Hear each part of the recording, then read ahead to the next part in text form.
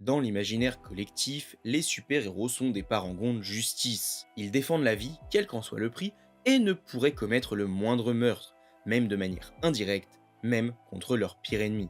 Cependant, ça c'est dans l'imaginaire collectif, car en vérité, il y a bien sûr des exceptions. Et quand on pense à des super-héros capables de tuer, on pense rapidement à des anti-héros comme le Punisher, Wolverine ou encore Ghost Rider, qui se retrouvent dans l'univers Marvel. Mais du côté de chez DC, il y a peu de héros de ce type qui sont aussi connus. Seulement, même les super-héros avec les plus nobles intentions peuvent faillir, que ce soit par inattention, par une mauvaise gestion de leurs sentiments ou parce qu'ils sont dépassés et ne voient plus d'autres solutions.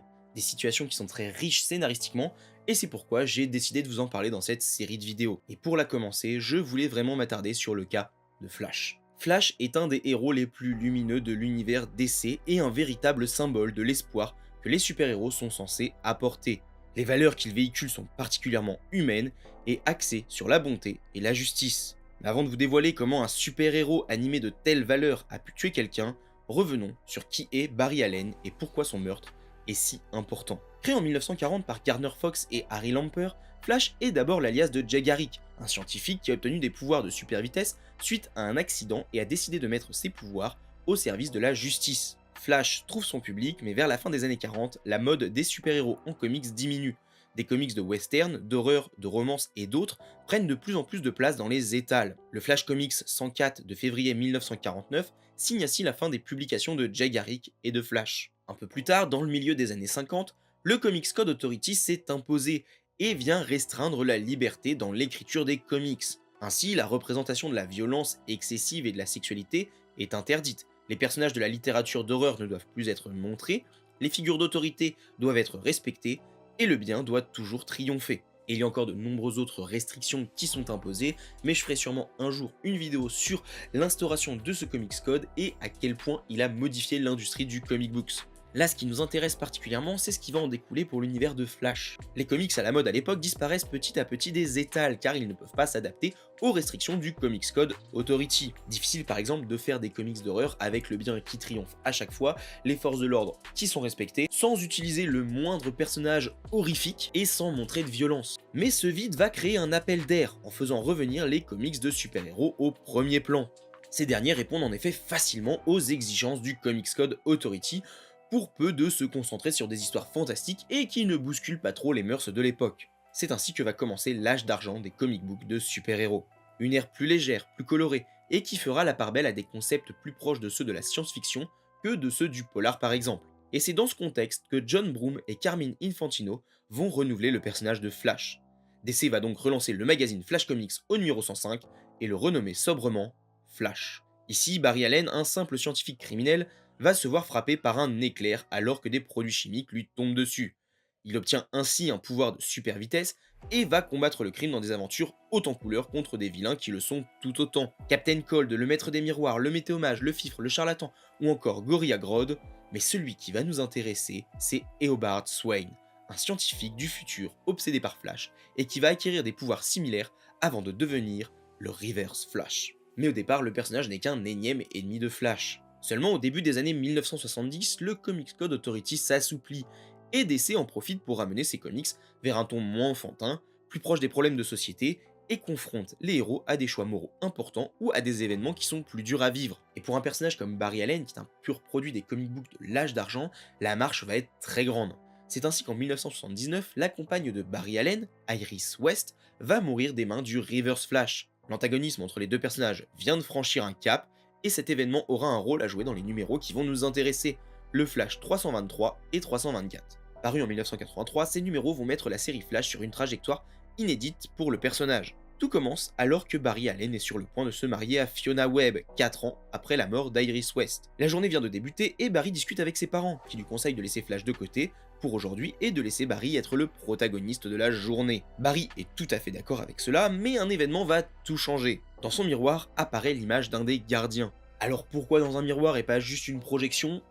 on sait pas, sûrement le côté un petit peu théâtral. En tout cas, le gardien lui annonce qu'un éclair rouge chargé d'énergie a parcouru l'espace, détruisant sur son passage différents astres pour en absorber l'énergie. Cet éclair est donc devenu assez rapide pour infliger de considérables dommages à la dimension obscure dans laquelle Barry avait enfermé le Reverse Flash. Ce dernier est donc libre et cela inquiète beaucoup Barry. En même temps, quand tu es sur le point de te marier et qu'on t'annonce que la personne qui a tué ta précédente compagne s'est libérée de la dimension dans laquelle tu l'as enfermée, c'est assez compréhensible. Les gardiens proposent d'envoyer un Green Lantern en soutien pour aider Barry. Cependant, celui-ci refuse car il s'agit d'une affaire qu'il doit régler seul. Alors honnêtement, là je comprends pas vraiment pourquoi, hein, c'est ces réactions de super-héros un petit peu idiotes où non non, j'ai pas besoin d'aide, je vais régler le problème tout seul contre quelqu'un qui est potentiellement capable de me tuer et de tuer ma femme. Ah non, accepte juste l'aide en fait. Afin de retrouver la trace du Reverse Flash, il se dirige vers le musée qui lui est consacré et dans lequel la statue du Reverse Flash se met à lui parler grâce à un enregistrement du véritable Reverse Flash. Il lui annonce être au courant pour son mariage et qu'ils vont bientôt se revoir. Il lui laisse ensuite une piste qui permet à Barry de le retrouver. Et c'est alors que la némésis de Barry arrive à le saisir par le cou. Pendant ce temps, à l'église, Fiona Webb commence à penser que Barry ne viendra pas. Et alors que Wally West, le Kid Flash, arrive à la cérémonie, un des gardiens le prévient de la situation de Flash. Wally décide donc d'aller aider son mentor, mais il se rend compte que les gardiens ont bloqué son accès à la Speed Force. Le duel entre Flash et son ennemi ne sera pas interrompu, les gardiens le lui ont promis. Et du coup c'est très bien, ils lui ont promis, ils respectent leurs paroles, mais du coup pourquoi aller prévenir Wally? Je veux dire, il n'y a aucune raison d'aller le prévenir s'il ne peut pas intervenir.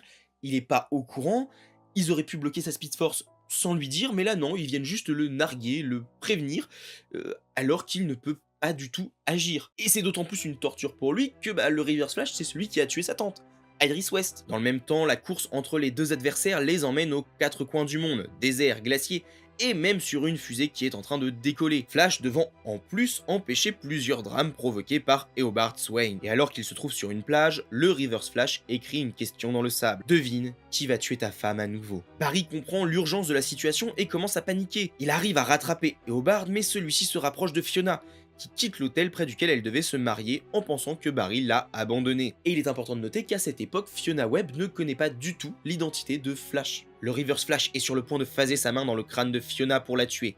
Flash attrape Eobard par le cou, le tire en arrière et laisse tomber son adversaire qui s'effondre. Flash s'approche de Fiona pour s'assurer qu'elle va bien et un collègue de Barry présent sur place pour son mariage demande à appeler un médecin légiste. Le Reverse Flash est mort. Et c'est ainsi que se termine le Flash 324 sur le meurtre par notre héros du Reverse Flash. Suite à cet événement, les histoires de Barry Allen vont prendre une direction inattendue pour les lecteurs de l'époque, car pendant 2 ans et 3 mois, les aventures du bolide écarlate seront racontées en parallèle de l'enquête et du procès autour du meurtre d'Eobard Swain. Je n'ai pas ici vous raconter tous les petits retournements de situation qu'il y a eu pendant ces 2 ans et demi, mais on va revenir sur les principaux pour comprendre à quel point ces actes ont pesé lourdement sur le personnage de Barry Allen. Premièrement, il ne se mariera pas à Fiona Webb. Son statut de membre de la Ligue de Justice sera mis en cause, mais après un vote, il restera membre jusqu'au jugement. De plus, lors de son procès, son jeune acolyte Kid Flash va témoigner contre lui, en indiquant que Flash était dans la possibilité de ne pas tuer son ennemi. Mais le véritable coup de théâtre arrivera un peu plus tard. Alors que le procès touche à sa fin, le Reverse Flash s'échappe d'une anomalie temporelle.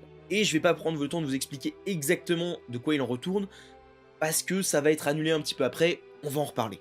Il prend alors la place d'un des jurés pour convaincre le jury de la culpabilité de Barry alors que celui-ci allait finalement être acquitté, le jury retenant la légitime défense. Flash finit en prison, et là encore, retournement de situation. Un homme venant du futur convainc Flash que son procès a été truqué, et après une petite enquête aux côtés de Flash, ils se rendent compte que le Reverse Flash qui a truqué le procès est en fait Abracadabra, un des vilains de Flash venant du futur qui a profité de sa technologie pour manipuler le jury. Voilà, donc en fait, il n'est pas sorti d'une anomalie temporelle, donc c'est pour ça que je ne l'ai pas expliqué, parce que globalement, un numéro après, c'était complètement effacé. Et on remarquera qu'à cette époque-là, le scénariste, il aimait beaucoup le procédé narratif qui consiste à faire des retournements de situation sur des retournements de situation sur des retournements de situation. Flash s'allie alors aux Lascars qui ont aussi été attaqués par Abracadabra et réussit à battre le méchant.